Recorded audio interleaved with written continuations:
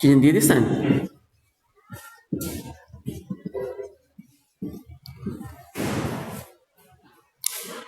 Hello everybody belonging to class 12, you are most welcome to our today's class. My dear learners, my dear young learners, you know that you are at the age of your exam. I mean, তোমরা সবাই জানো যে পরীক্ষার প্রান্তে আছি, মানে আমাদের সামনে যে পরীক্ষাটা সেটার নাম হচ্ছে প্রি টেস্ট পরীক্ষা।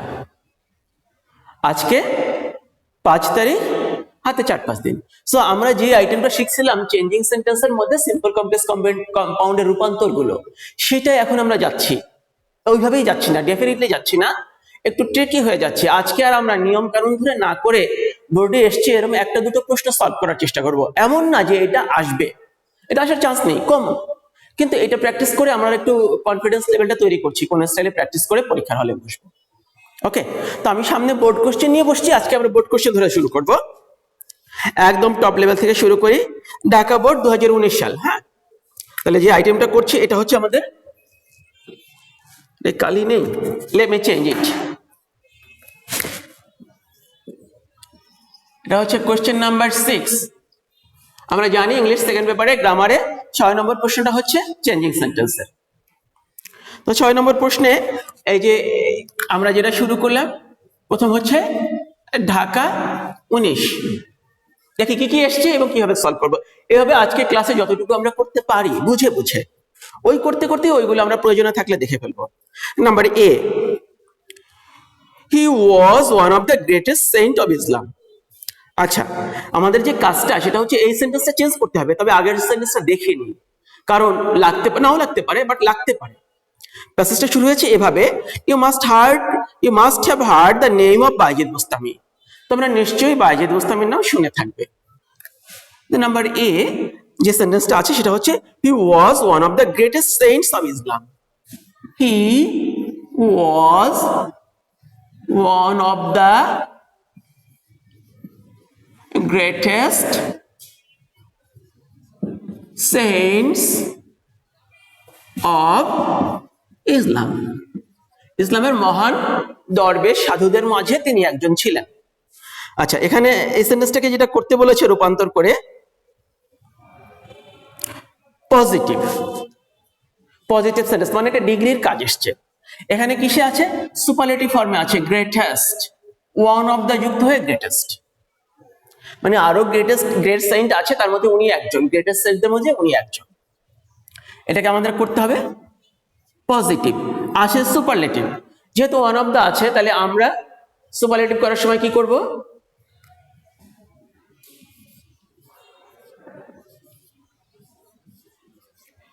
Very few. কিসের জন্য? এই ওয়ান অফ দ্য থাকলে আমরা ভেরি ফিউ দিয়ে করব। ভেরি ফিউ কার কথা বলছে? Cents of Islam. Cents one of the পরিবর্তে ভেরি ফিউ নিয়ে এসেছি। Cents of Islam, very few কিন্তু একের চেয়ে অধিক বিধায় প্লুরালের মতো আচরণ করবে, সুতরাং আমরা বি ভার্বটা প্লুরাল ফর্মে আনবো। এটা ছিল ওয়াজ, প্লুরাল ফর্মে হয়ে যাবে ওয়ার। এরপরে যে ফর্মেটটা যাবে সেটা হচ্ছে so adjective as. So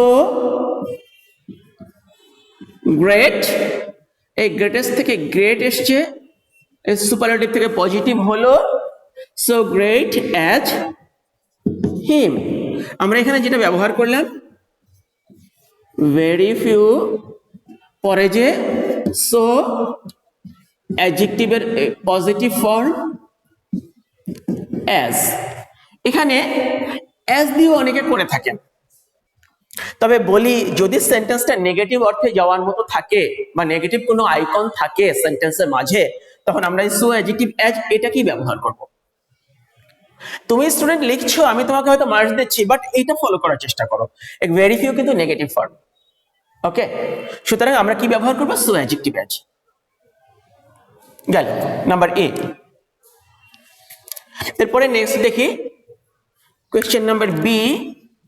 question number B তুলতে তুলতে মনে করাই, আজকে 5 তারিখ আমাদের পরীক্ষা শুরু 10 তারিখ, পরীক্ষার খাতাপত্র বিতরণ হচ্ছে, প্রশ্ন বিতরণ হচ্ছে 9 তারিখ। এর আগেই কলেজের সঙ্গে দেনা পাওনাগুলো মিটিয়ে নিতে হবে, আমাদের অন্য কাজগুলো কমপ্লিট করতে হবে, পড়া নিয়ে রেডি হয়ে যেতে হবে। আমাদের প্রি টেস্টের সিলেবাস যে খুব বড় এমন না, কিন্তু আমাদেরকে রেডি হতে হবে, কাজ করতে হবে, ঠিক আছে? পরীক্ষা যেন ভালো করে দেই, ভালো রেজাল্ট আসে। Number B, at that time, ওই সময়ে his mother asked him for a glass of water. এর মাঝে আরেকটা সেন্টেন্স ছিল, সেটি রূপান্তর করতে বলেনি, তাই লিখবো না। at that time, কমা, এরপরে আছে his mother asked him for a glass of water. His mother asked him for a glass of water. ঠিক আছে, এবারে বোর্ডে আগের যে সেন্টেন্সটি লেখা আছে সেটি মুছে দিই আমরা। আগেটা ছিল ডিগ্রির কাজ,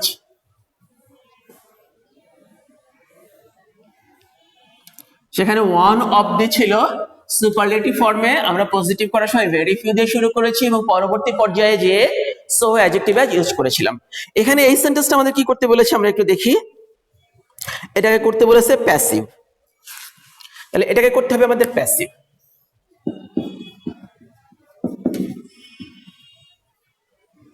লক্ষণীয়, এট দ্যাট টাইম এটা হচ্ছে অ্যাডভার্বিয়াল, সুতরাং এটাকে আমরা পাল্টাবো না। হিজ মাদার এটা হচ্ছে সাবজেক্ট, ঠিক আছে? হিজ মাদার অ্যাস্কড হিম, অ্যাস্কড হচ্ছে ফাইনাইট ভার্ব। হিম এটা হচ্ছে, এটাকে আমরা বলতে পারি এজেন্সি। তাহলে এই সাবজেক্টটা হলো এজেন্ট, এটা হলো এজেন্সি, মানে ইনি হচ্ছে কাজটা করে, যেই কাজটা করে সেটা হলো এজেন্সি, মানে যাকে নিয়ে কাজটা করে সেটা হলো এজেন্সি। ওকে, তাহলে আমরা এজেন্ট, এজেন্সি, সাবজেক্ট এবং এটাকে চেঞ্জ করে দেব। চেঞ্জ করলে কি আসবে? এই হিমটা সাবজেক্ট হয়ে চলে আসবে, হিম সাবজেক্ট হয়ে চলে আসলে হিমের সাবজেক্টিভ গ্রুপ হচ্ছে হি, হিমের সাবজেক্টিভ গ্রুপ হি। কন্টেন্স পাস্ট টেন্স, তারপরে এরপরে যাবে বি ভার্ব। বি ভার্ব হচ্ছে পাস্ট টেন্সে বি ভার্ব হচ্ছে ওয়াজ অথবা ওয়ার, হি এর জন্য ওয়াজ। তারপরে ভার্বের হচ্ছে থার্ড ফর্ম, এস্ট এর থার্ড ফর্ম এক্সড, এস্ট এক্সড, হি ওয়াজ এস্ট। এই অংশটা for a glass of water কিসের জন্য চাওয়া হয়েছিল? For a glass of water, ঠিক আছে? এটা হলো মূল কথা। তাহলে বাদ রইল কি? হিজ মাদার, এটা আমরা কোথায় দেব? ন্যাচারালি 80% প্যাসিভ সেন্টেন্সে, 80% ইংলিশ প্যাসিভ সেন্টেন্সে কাজটি কে করলো সেটি বলা থাকে না, না বললেও সেটা হয়ে যায়, ভাবার্থ চলে আসে। কিন্তু এইচএসসি লেভেলে আমরা যখন প্রশ্নের উত্তর করব তখন এটা লিখবো, যে অবশ্যই বাদ দেবো না। বাদ দিলে দুটো জায়গায় এখানে অ্যাপ্রোপ্রিয়েট দুটো জায়গা মনে হতে পারে, একটা হচ্ছে এর পরে লাস্টে, একটা হচ্ছে ভার্বের পরে, হি ওয়াজ আস্কড এর পরে, ঠিক আছে? এই একটা পজিশন আর এখানে আরেকটা পজিশন, দুটো পজিশন। তো he was asked for a glass of water, এই যে হিজ মাদার করলো, তাহলে হিজ মাদার মানে এখানে বাই যুক্ত হবে, কে করেছিল কাজটা? বাই। তাহলে ওয়ার্ডটা হলো বাই হিজ মাদার। আমরা কিন্তু উত্তর লিখিনি, আমরা বুঝে নিচ্ছি। এই বাই হিজ মাদার এই কথাটা দুটো জায়গায় বসানো যায়, একটা হচ্ছে এইখানে এই জায়গাটায়, একটা হচ্ছে এরপরে। তাহলে he was asked by his mother for a glass of water, অথবা he was asked for a glass of water by his mother. Okay, তাহলে আমরা এখন পুরো রূপান্তরটা লিখি। প্রথমে কি আছে? একটা অ্যাডভার্বিয়াল আছে, এট দ্যাট টাইম, এটা লিখবো at that time, কমা, চেঞ্জটা আসবে এখানে। আর ক্যাপিটাল হি লিখতে পারবো না, হি ওয়াজ asked by his mother, এরপরে for a glass of water. এই হলো রূপান্তর। এখানে আমরা যেটা করেছি, এই যে এজেন্ট আর এজেন্সি স্থান পরিবর্তন করলো, কাজটি কে করে আর কার সাথে কাজটি করা হচ্ছে বা কিভাবে, আমরা এখানে নতুন নাম দিলাম বোঝার সুবিধার জন্য, এজেন্ট আর এজেন্সি একটি আরেকটির সঙ্গে স্থান পরিবর্তন করে, এজেন্ট এজেন্সির সঙ্গে স্থান পরিবর্তন করে, এই একটা ঘটনা। প্রিপজিশন বাই ব্যবহার করে কাজটা কে করছে বোঝানোর জন্য। আর ফাইনাইট ভার্বটা কি হয়, একটা বি ভার্ব হয়ে মূল ভার্বটা থার্ড ফর্ম হয়, একটা বি ভার্ব যুক্ত হয় মূল ভার্বের থার্ড ফর্ম হয়। এখানে অপশন আছে, বি ভার্ব না থেকে গেট ভার্ব বা অন্য ভার্ব থাকতে হবে পারে। তো আমরা জানবো কেন, জানবো এই জন্য যদি পরীক্ষায় প্যাসিভ চলে আসে, যদি প্যাসিভ থেকে অ্যাক্টিভ করতে হয় সেটা যদি গেট ভার্ব দিয়ে করা থাকে যেন আমরা চেঞ্জটা করতে পারি। তার মানে কি, এখানে হি ওয়াজ আস্কড না বলে যদি প্রশ্ন থাকতো at that time he got asked by his mother for a glass water, he got asked এভাবে থাকতে পারতো, বলে ব্র্যাকেটে বলে দিত করো অ্যাক্টিভ, তখন আমরা কি অ্যাক্টিভ করতাম, এই সেন্টেন্সটাকে লিখতাম, at the time his mother asked him for a glass of water. Have I made it clear? তাহলে এখানে বি ভার্ব না থেকে আর কি থাকতে পারে, গেট ভার্ব থাকতে পারে। গেট ভার্ব ছাড়া আরো কিছু সম্ভব, হ্যাঁ তাও সম্ভব, অ্যাপিয়ার সম্ভব, বিকাম সম্ভব, রিমেইন সম্ভব, এরকম আরো আছে, কিন্তু সেগুলোর ব্যবহার খুব কম আমাদের দেশে, আমাদের এই পর্যায়ে লাগবে না, এই দুটো জানা থাকলেই হয়ে যাবে। আমরা এবার নেক্সট সেন্টেন্সে যাব।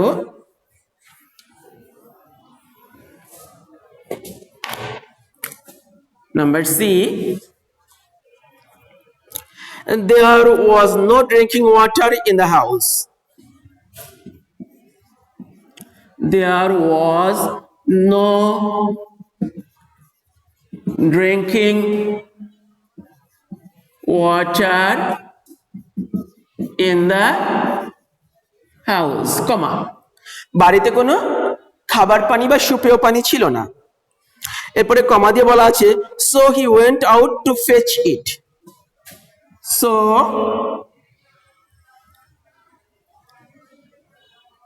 he went out to fetch it, তাই সে এটা আনার জন্য বাইরে গিয়েছিল। আবার দেখি, বাড়িতে সুপেয় পানি ছিল না, তাই সে এটি মানে ওই সুপেয় পানি খাবার পানি আনার জন্য বাইরে গিয়েছিল। আগে আমরা দেখি এটা কি ধরনের sentence. There was no drinking water in the house, এটা গেল একটা ক্লোজ। এখানে হি সাবজেক্ট, ওয়েন্ট আবার ফাইনাইট ভার্ব, এখানে আরেকটা clause he went out to fetch it, এই দুটো ক্লোজ যুক্ত হয়েছে সো দিয়ে। আশা করি আমার আগের ক্লাসগুলো যারা ফলো করেছো ভালো করে জানো যে কম্পাউন্ড সেন্টেন্সে লিঙ্কার হিসেবে সো ব্যবহৃত হয় বা হতে পারে। তাহলে এখানে এটা কি ধরনের সেন্টেন্স দাঁড়ালো, কম্পাউন্ড সেন্টেন্স।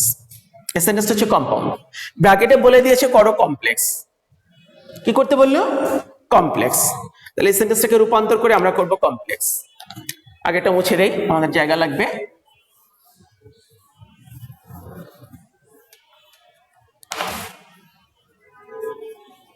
কমপ্লেক্স করতে হবে। এই কম্পাউন্ড সেন্টেন্সটা এই অংশটা হচ্ছে ঘটনা, ইভেন্ট, আর এটা হচ্ছে ঘটনার পরবর্তী প্রতিক্রিয়া। আবার বলি, এটা হচ্ছে ঘটনা ইভেন্ট, আর এটা হচ্ছে ঘটনার প্রতিক্রিয়া। এই প্রতিক্রিয়ার জন্য এই ইভেন্টটা কার্যকারণ হিসেবে কাজ করে।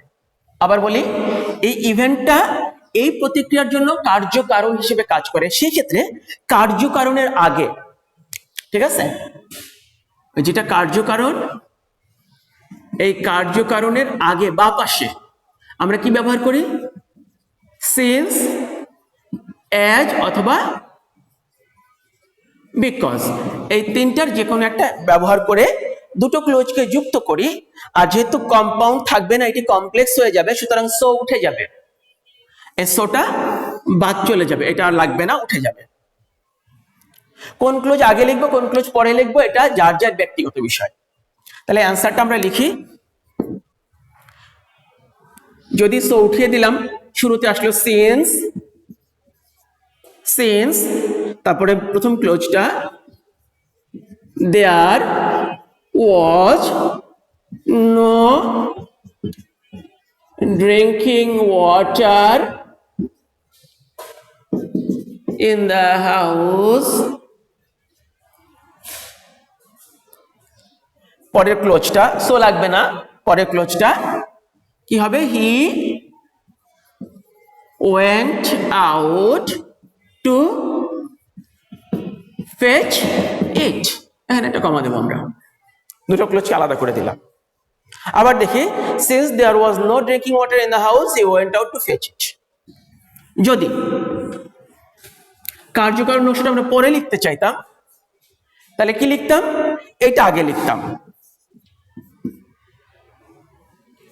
হি went out to fetch it আছে, ইট লিখলাম।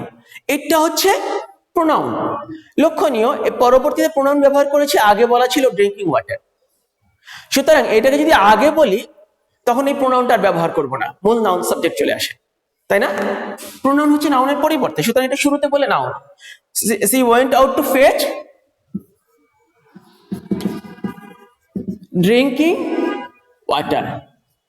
ওকে, এটা আগে চলে যেত। কোথায় ছিল না? In the house, in the house. এবারে এই অংশটা পরে কি দিয়ে যুক্ত করছি আমরা? সিন্স। সিন্স ব্যবহার না করলে কি করতে পারতাম? অ্যাজ অথবা বিকজ। সিন্স দেয়ার ওয়াজ, কি আছে? নো ড্রিঙ্কিং ওয়াটার, মানে এই ইটটা নাই।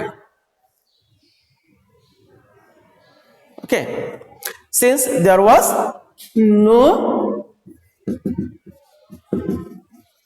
Drinking water. দ্বিতীয়বারে ড্রিঙ্কিং ওয়াটার কি বলা লাগবে? প্রশ্ন হলো এটা। হ্যাঁ, দ্বিতীয়বারে ড্রিঙ্কিং ওয়াটার বললে সেন্টেন্সটা ক্লিয়ার হচ্ছে। যদি না বলে আমরা প্রোনাউন ব্যবহার করতে চাই তাহলে একটু অন্যভাবে বলতে হয়, since there was not a bit of it, অথবা since it was not there. মানে কি, এই যে এইটা আছে ড্রিঙ্কিং ওয়াটারটা, ইটটা তখন আগে বলতাম since it was not there, তখন এটাকে উল্টো করে বলতাম। বোঝাতে পেরেছি আশা করি। পরের সেন্টেন্সে চলে যাব। Sentence number D. When he came back, he found his mother sleeping.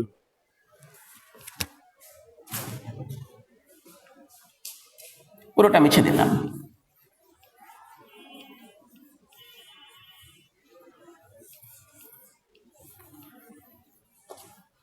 এটা হলো নাম্বার ডি।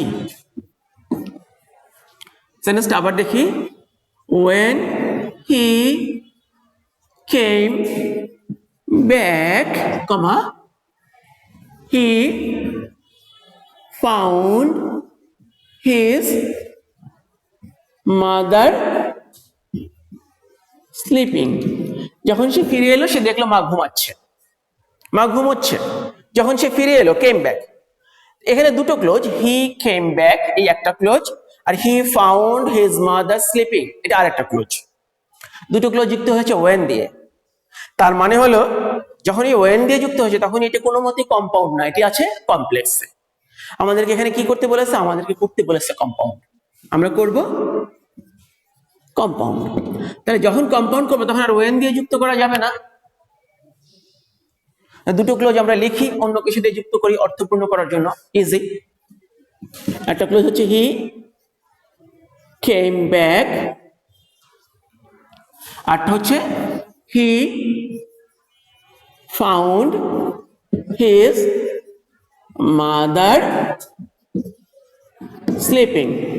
এই সেন্টেন্সটাকে আমরা কম্পাউন্ড করতে গেলে সচরাচর যেগুলো ব্যবহার করি, and, but, or, so, therefore, yet, এই ছটার মধ্যেই বেশি ব্যবহার করি। তার মধ্যেও সবচেয়ে বহুল ব্যবহৃত হচ্ছে অ্যান্ড, বাট, আর মাঝে মাঝে or.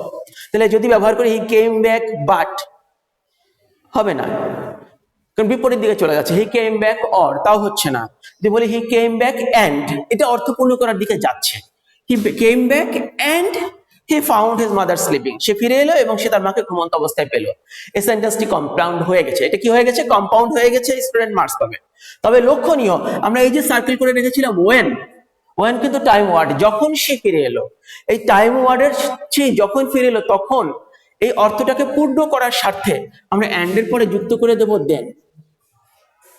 My dear learners, my dear young learners, দেখো, he came back and then he found his mother sleeping। এই দুটো সেন্টেন্সের অর্থ হুবহু এক আছে। আমরা বলেছি রূপান্তরের সময়, সেন্টেন্স চেঞ্জিং বা ট্রান্সফরমেশনের সময় যে কাজটা করতে হবে, অবশ্যই অর্থ পুরোপুরি ঠিক রাখতে হবে, সেন্স মিনিং চেঞ্জ করা যাবে না। তো সেক্ষেত্রে and এর পরে then যুক্ত করলে এটা অর্থটা একদম পূর্ণ হচ্ছে, তোমার জন্য ভালো হচ্ছে। তবে তুমি যদি then কথাটা না লিখে came back and he found his mother sleeping, এটিও কম্পাউন্ড সেন্টেন্স হয়ে গেছে। মার্কস সচরাচর আমরা দিয়ে দিই, টিচাররা মার্কস দিয়ে দেয়, কিন্তু নিজেদের একটু চেষ্টা করতে হয় আর কি। তাহলে এখানে কি করলাম আমরা, when এর জন্য when দিয়ে যুক্ত হয়েছে। when যখন টাইম ওয়ার্ড, when কিন্তু দুটো অর্থে যায়।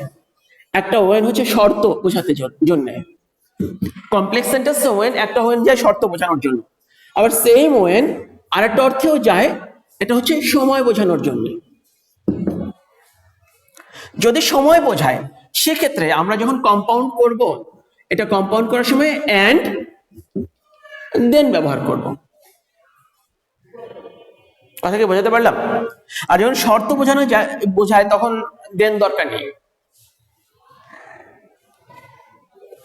Let me make it clear, আমরা কি করি,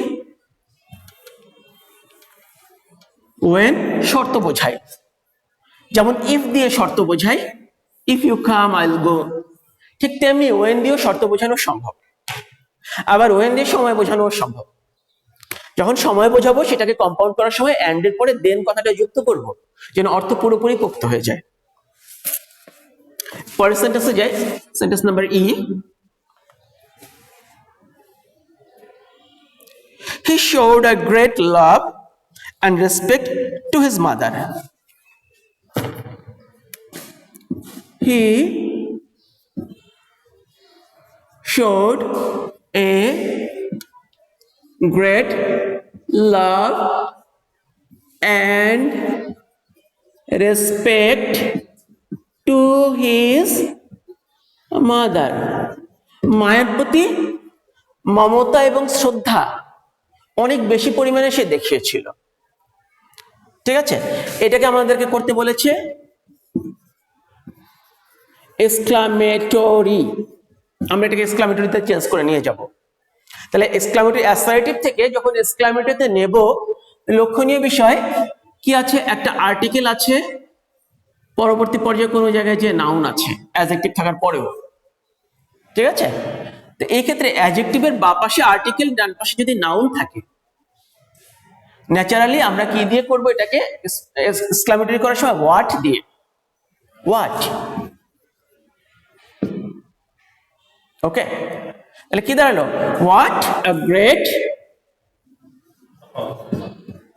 লাভ অ্যান্ড রেসপেক্ট। এটা হলো কলোকেশন, দুটো মিলে জোড়া শব্দে একত্রে বোঝায় লাভ অ্যান্ড রেসপেক্ট, মমতা শ্রদ্ধা।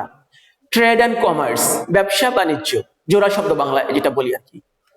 ওকে, ফ্রেন্ডস অ্যান্ড রিলেটিভস, আত্মীয় বন্ধু বান্ধব, আত্মীয় স্বজন। What a great love and respect he showed to his mother, exclamatory চিহ্ন। what a great love and respect he showed to his mother। এই গেল, কটা করলাম, 5টা সেন্টেন্স করলাম। আরো কিছু করি, এটা করেছিলাম আমরা একদম লাস্ট যে পরীক্ষাটা হয়েছে, আমরা জানি 20 সালে পরীক্ষা হয়নি, 19 সালে ঢাকা বোর্ডটা করলাম। আরো দেখি আরেকটু করার চেষ্টা করি, কোনটা করা যায়। রাজশাহী 19, দেখা যাক কতদূর করা যায়। রাজশাহী 19 ধরলাম, এরপর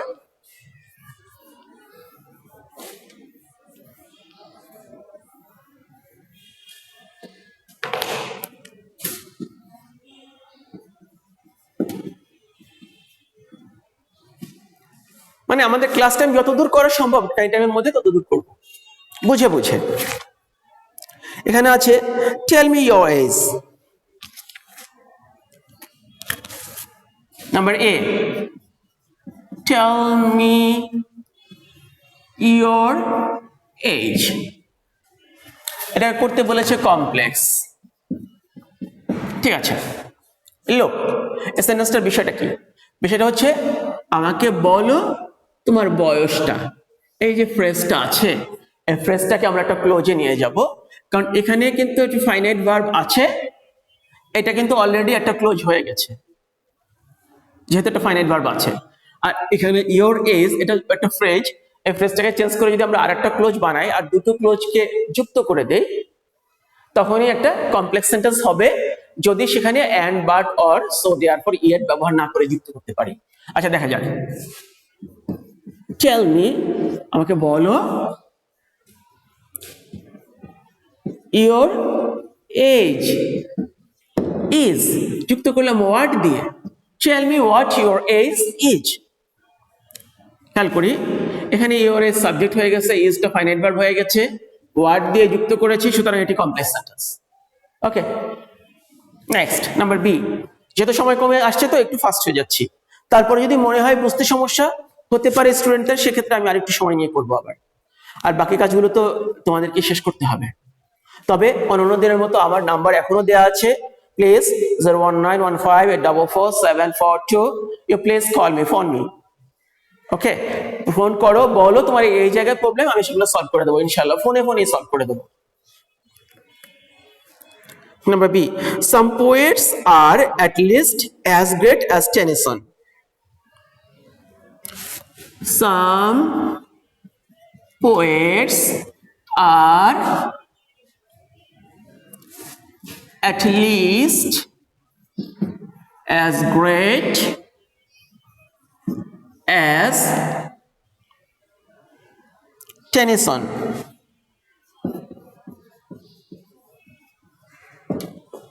অন্তত টেনিসনের মতো আরো কিছু গ্রেট পোয়েট আছে। এটাকে সুপারলেটিভ করতে বলেছে। আশা করি মনে আছে, আমরা একটা সেন্টেন্স করেছিলাম ভেরি ফিউ দিয়ে পজিটিভ করার সময়, ওই ভেরি ফিউ দিয়ে যে পজিটিভটা করেছিলাম, এই অ্যাট লিস্ট দিয়ে সাম পোয়েটস, এটাও একই রকম কি হয়েছে, ওই পজিটিভ হয়ে গেছে, তার মানে এটা পজিটিভে আছে, আমরা করব সুপারলেটিভ।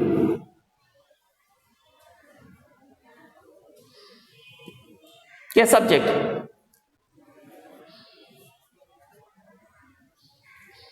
কে সাবজেক্ট, পোয়েটস নাকি টেনিসন?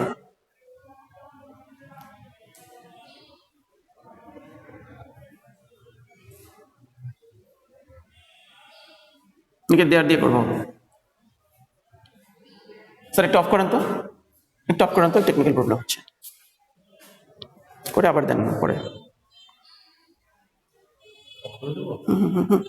করেন, আবার দেন, মানে পরে যুক্ত করেন।